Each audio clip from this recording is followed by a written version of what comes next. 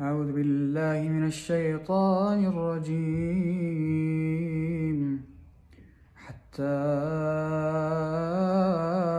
إذا استيأس الرسل وظنوا أنهم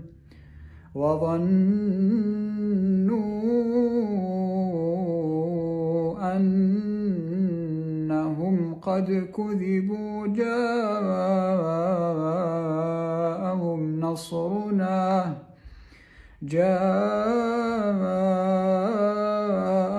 نصرنا فنجي من نشاء ولا يرد بأسنا عن القوم المجرمين.